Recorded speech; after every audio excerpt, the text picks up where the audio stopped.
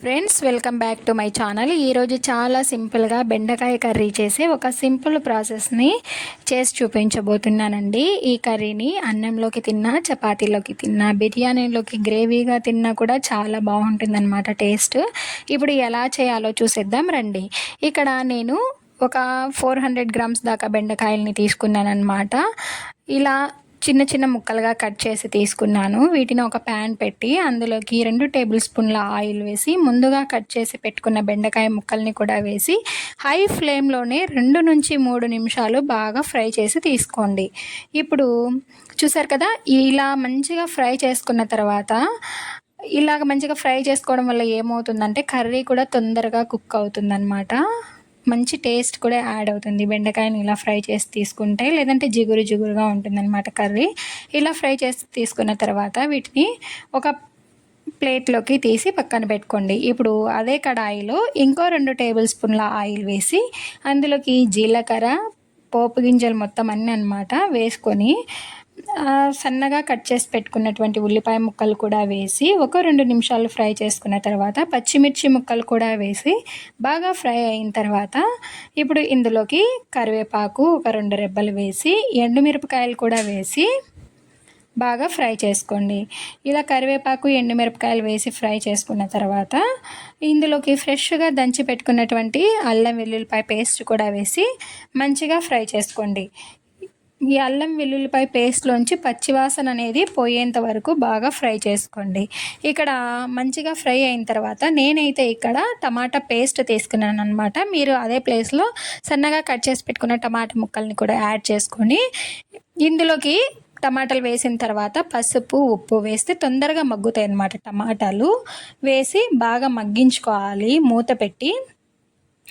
Colour అనేది change అయ్యేంత వరకు బాగా మగ్గించుకోవాలి. ఇలా కలర్ చేంజ్ అయిన తర్వాత ఇందులోకి సరిపడినంత టేస్ట్కి తగినంత ఉప్పు, 1 టీ స్పూన్ దాకా ధనియాల పొడి, 1/2 teaspoon garam masala powder కూడా వేసి అంతా ఒకసారి కలిపి మూత పెట్టేసి లో ఫ్లేమ్లోనే అలా ఆయిల్ పైకి తేలేంత వరకు కూడా ఫ్రై చేసుకోండి. ఇలా ఆయిల్ పైకి తేలుతున్నప్పుడు ఇక నేను 4 టేబుల్ స్పూన్ల పెరుగుని మంచిగా బీట్ చేసి ఇందులోకి యాడ్ చేస్తున్నాను. ఇది యాడ్ చేసేటప్పుడు మీరు మంటని లో ఫ్లేమ్లోనే ఉంచి పెరుగుని యాడ్ చేసుకోండి. హై ఫ్లేమ్లో ఉంచితే పెరుగు ఇరిగిపోతుంది కాబట్టి ఇది బాగా జాగ్రత్తగా ఫాలో అవ్వండి. లో ఫ్లేమ్లోనే పెట్టి ఫ్రై చేసుకొని మూత పెట్టేసి ఒక 2-3 నిమిషాలు లో ఫ్లేమ్లోనే కుక్ చేసుకోండి. ఇలా కుక్ చేసుకున్న తర్వాత పెరుగు అనేది అందులో బాగా కలిసిపోతుంది. కుక్ చేసుకున్న తర్వాత మనం ముందుగా ఫ్రై చేసి పెట్టుకున్న బెండకాయ ముక్కల్ని కూడా ఇందులో వేసి అంతా ఒకసారి కలిపిన తర్వాత మూత పెట్టేసి మళ్ళీ లో ఫ్లేమ్లోనే ఒక 2-3 నిమిషాలు ఫ్రై చేసుకుంటే ఇందులోంచి ఆయిల్ అనేది మనకి పైకి తేలుతుందన్నమాట. ఇలా ఎప్పుడైతే ఆయిల్ పైకి తేలుతుందో అప్పుడు మనం ఇందులోకి ఒకసారి అంతా కలుపుకొని గ్రేవీ కన్సిస్టెన్సీకి సరిపడా వాటర్ అనేది మనం ఇక్కడ యాడ్ చేసుకోవాలి. మీకు ఎంత గ్రేవీ కన్సిస్టెన్సీకి ఎన్ని వాటర్ సరిపోతాయో చూసుకొని అన్ని వాటర్ యాడ్ చేసుకొని నేనైతే ఇక్కడ 1/2 కప్ దాకా వాటర్ యాడ్ చేశానమాట. ఇలా వాటర్ యాడ్ చేసిన తర్వాత మూత పెట్టేసి మీడియం ఫ్లేమ్లో ఒక 5 మినిట్స్ కుక్ చేసుకోండి. ఇలా 5 మినిట్స్ కుక్ చేసుకుంటే మనకి కర్రీ అనేది ఆల్మోస్ట్ రెడీ అయిపోయినట్టే అనమాట. ఇప్పుడు ఇందులోకి మనం డాబా స్టైల్లో చేస్తున్నాం కాబట్టి నేను ఇక్కడ కసూరి మేతిని యాడ్ చేస్తున్నాను. 1 టేబుల్ స్పూన్ దాకా కసూరి మేతిని ఇలా క్రష్ చేసి యాడ్ చేసుకోండి. ఇలా కసూరి మేతి వేసిన తర్వాత ఇందులోకి సన్నగా తరిగి పెట్టుకున్నటువంటి కొత్తిమీరని కూడా యాడ్ చేసుకొని ఒక 2 మినిట్స్ లో ఫ్లేమ్లోనే మూత పెట్టేసి కుక్ చేసుకోండి. ఇలా 2 మినిట్స్ మూత పెట్టి కుక్ చేసుకున్న తర్వాత ఆయిల్ అనేది పైకి తేలుతుందనమాట. అప్పుడు మనకి గ్రేవీ అనేది పర్ఫెక్ట్గా రెడీ అయినట్టు. దీన్ని సర్వింగ్ బౌల్లోకి తీసుకొని సర్వ్ చేసుకోవడమే.